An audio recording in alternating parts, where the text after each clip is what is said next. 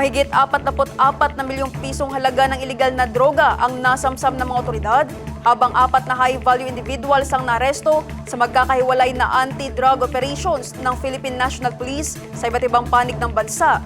Ang blotter sa report.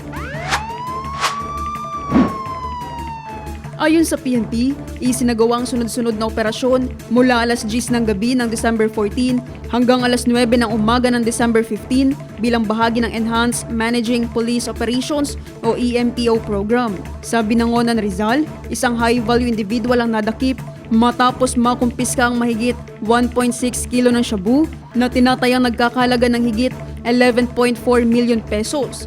Samantala, sa Tagbilaran City, Bohol, 3 high-value individual ang naaresto matapos makuha sa kanilang pag-iingat ang mahigit 3 kilo ng suspected shabu na may halagang mahigit 21 million pesos. Sa Benguet naman, matagumpay ang marijuana eradication operation kung saan libo-libong fully grown marijuana plants at ilang kilo ng tuyong marijuana ang nasamsam at tinatayang nagkakahalaga ng mahigit 4.4 million pesos. Habang sa Makati City, rumisponde ang NCR Police sa ulat ng 2 iniwang eco bag sa isang barangay kung saan nadiskubre ang libu-libong ecstasy tablets, marijuana kush, marijuana oil vape cartridges at cocaine na nagkakahalaga ng mahigit 7.1 million pesos. Kabilang sa mga nakumpiskang iligal na droga sa buong bansa ang shabu, marijuana, ecstasy at cocaine.